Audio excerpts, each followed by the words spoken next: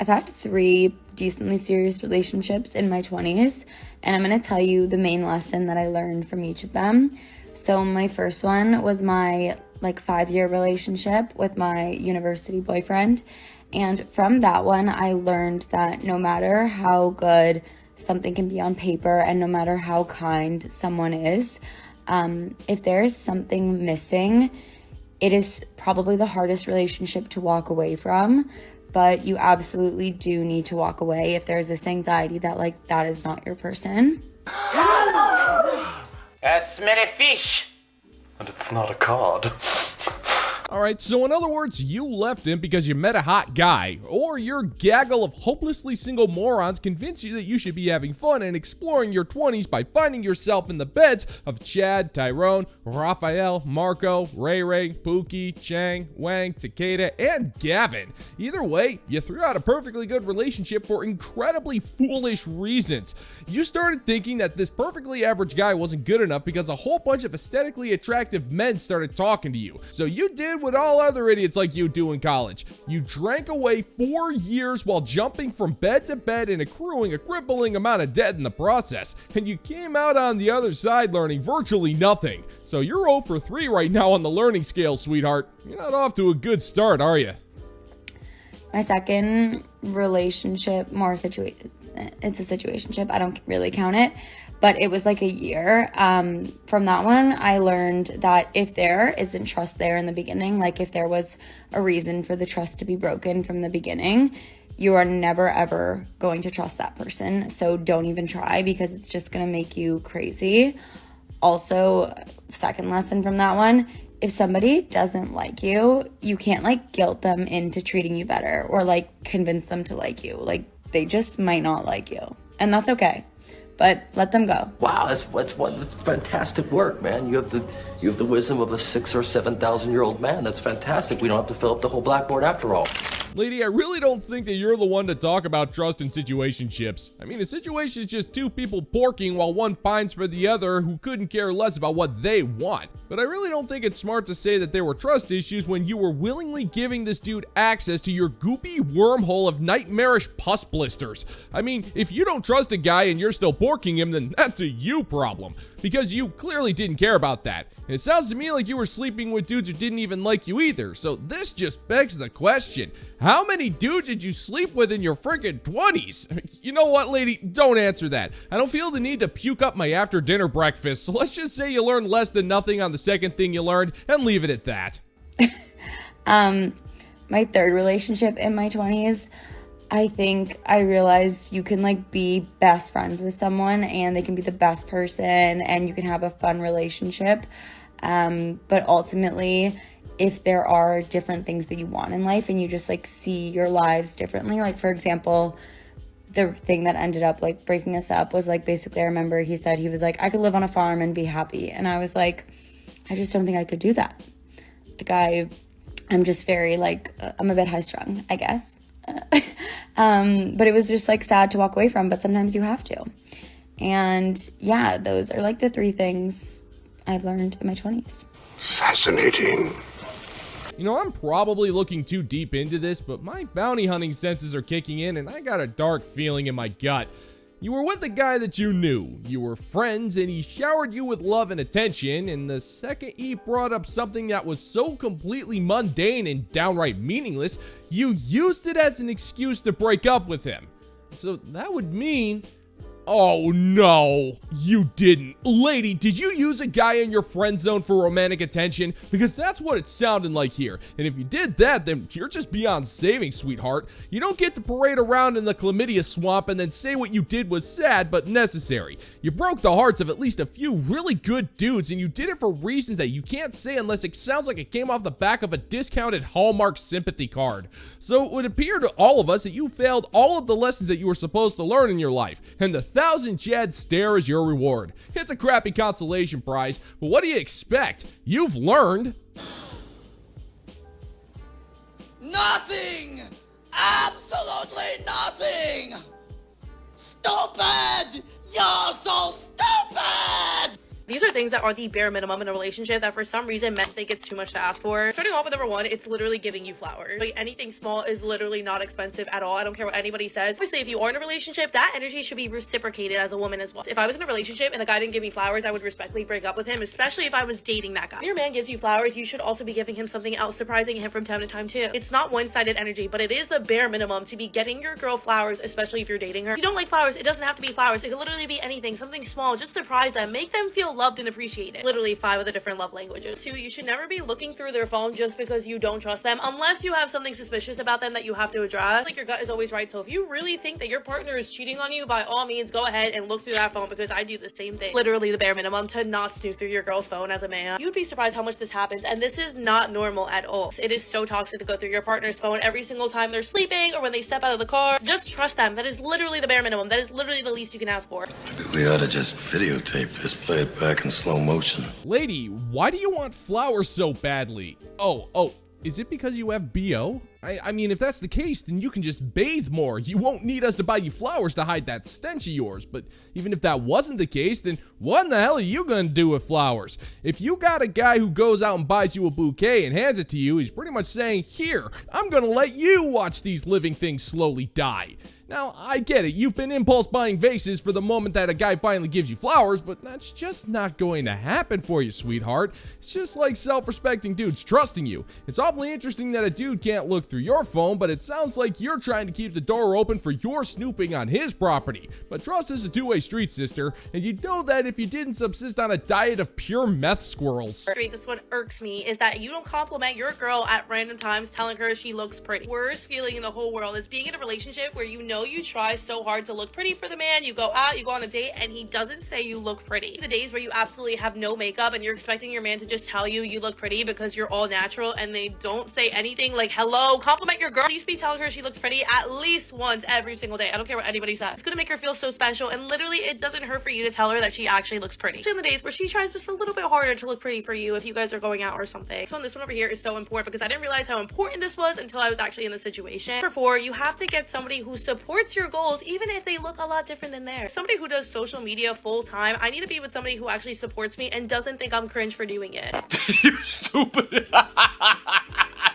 So in other words, you want to be able to scream into a camera all day for a living while the guy supports you financially. I mean, I totally get it. You've entered into one of the most stable and reliable job markets on the internet, social media posting. A job where the trajectory is so insane that you can't guarantee a steady form of revenue, and you want a man who's going to have to work 40 to 60 hours a week just to support that dream as you try to become just like every other life failure coach on TikTok? Yeah.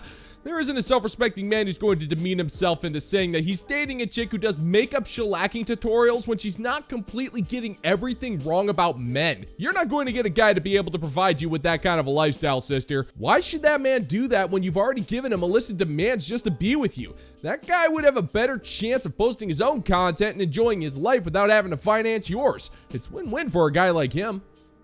If your goals are a lot silly or different than your partner's, they should honestly support you no matter what. You need to be in a relationship with somebody who pushes you, who wants you to do your absolute best, who motivates you to try new things. Asking for this is the bare minimum. You should never have to force your partner to support your goals. Not for you if they're not trying to make you push forward. Or 5, like I said, bare minimum is not being on your phone when you're hanging out with your partner. It's literally like when you're trying to spend quality time with your partner and they are glued on their phone. Why are you texting somebody else and having a conversation with somebody else when I'm literally right in front of you when we're having dinner? I don't understand that. It goes for anybody. When you're hanging out with them and they're on FaceTime or they're on the phone, why are you on the phone when I'm literally hanging out with you? For me, this is just the bare minimum. I'm definitely going to be making a part 2 in these because these literally irk me so much, but I'm going to go finish my makeup because I gotta go to work. I love you guys so much, and I will see you later. Bye. No, that's not necessary. Well, lady, the reason why your friends and the dudes you're porking are glued to their phones when you're around them is because they're bored and you're not helping. They have more important people to talk to than a woman who thinks she's in a position to demand anything of men. They aren't talking to you because you have nothing to say, and even when you do, it spews out of your mouth hole so fast that nobody can even understand what in the hell you're saying. But we've all got a plan for that. We've all decided that anytime you open your mouth, we're immediately going to write it off as entitled gibberish, and we're going to go on our phones until you take the hint that you need to shut up and leave us to our devices. And that is what we would all consider to be the bare minimum. Shut up. Just shut up. Hey, if you're watching this right now, I need you. No, I don't need you. I want you. Yes, you. The person who's specifically watching this video right now. You. So, just tell me where you live. And no, I don't mean your exact address. That's weird. Like, what state? What city? Where are you from? I desperately need a man. And being single is just driving me crazy. I need some help around here. No.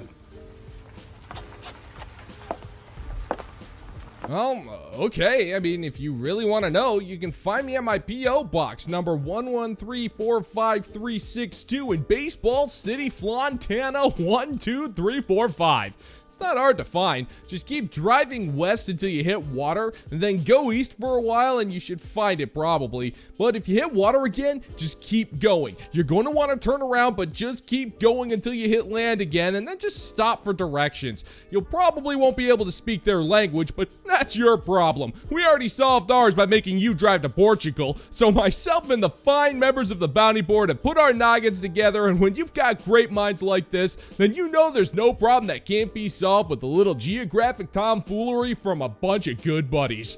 All hail! And if you're interested in supporting the channel, check out the bounty board over on Patreon, where $5 a month gets you access to exclusive content you're not going to find on YouTube. I'm at Kazunori in New York, and I'm sitting at the bar across from a really hot guy. I'm like whispering because he's pretty close to me, even though he's wearing his AirPods and on his phone. But he's by himself and I'm by myself, and I'm just like, and old me would totally go up to him and just be like, hey, I think you're cute. But new me is trying to be feminine, autopilot. But like, are you single? I want to know. How do I go about this? That's him. It's really hard to do this when someone's like fully online in their digital space. But I want to say hi. I'm in the mood to flirt. I think I'm just gonna do it. Like, fuck it. I have nothing to lose. I don't even live here. Okay, I did it, and he was engaged. Sent help. I took a reclip of it. I had to. He was really respectful about it, but you know what? This made me realize that, sorry, there's this like fountain in the background. This made me realize that if a guy is engaged, he should be wearing an engagement ring. Like, how am I supposed to know? I didn't mean to hit on your fiance.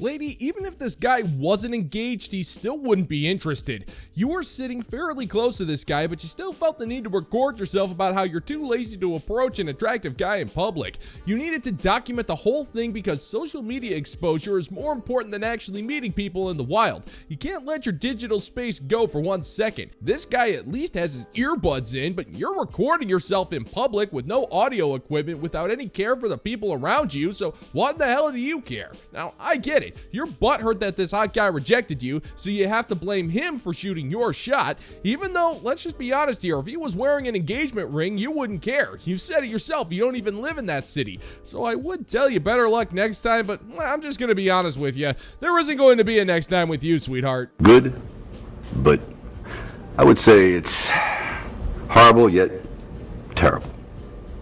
Ugly yet disgusting. You suck. Do you want to know what I think is toxic and what I will never fucking understand?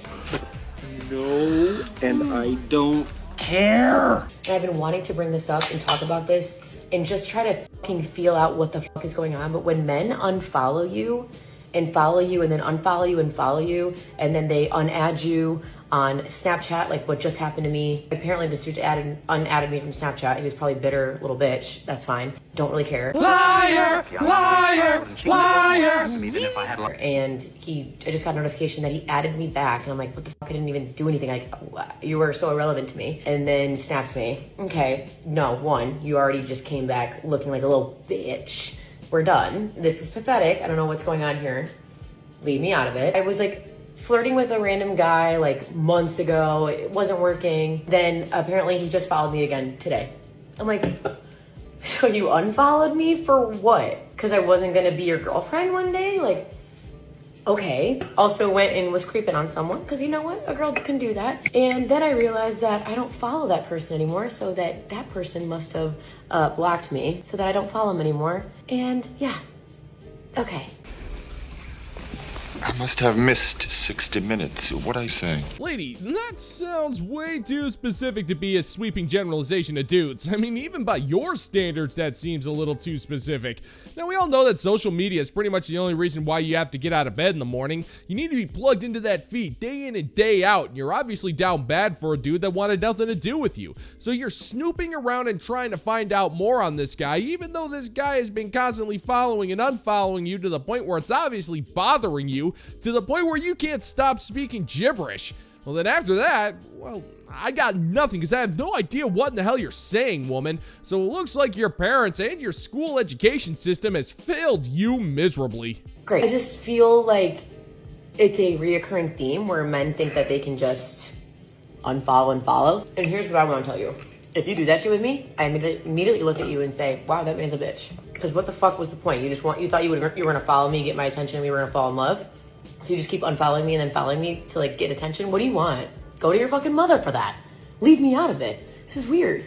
Men unfollow and follow me all the fucking time. Liar! Liar! Liar! The same dudes. What the fuck are you doing? Trying to get my attention? This is so childish.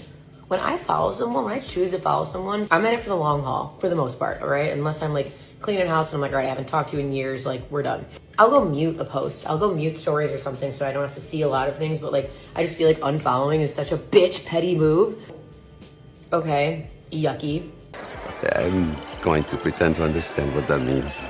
I hate to break it to you, sister, but it looks like they got your attention because their dastardly deed got you talking about it online. I mean, not only that, you're also melting down into that takeout you got there. I mean, if these dudes meant nothing to you, then you shouldn't be freaking out at all. But you're freaking out so hard that you need to claim moral superiority by saying that when you hit a follow button on somebody else's social media page, you're in it for life. I mean, I don't know if anybody has told you this, sister, but it's following someone else's page. It's not exactly a blood oath taken by Vietnam vets to fly back into the shit 10 years after Charlie took down Saigon so they can bail their buddies out of the POW camp. I mean, I wouldn't even trust you to hold a spork in that particular squad of badasses. I mean, just admit it, woman. You want these guys to want you, but they're too busy getting a rise out of you to actually give two craps about what you want. So face it, you're melting down over social freaking media, one of the most meaningless digital spaces to ever be conceived by humans. And I guess it kind of makes sense. Your life is pretty much as meaningless as the dudes who like and follow your crap.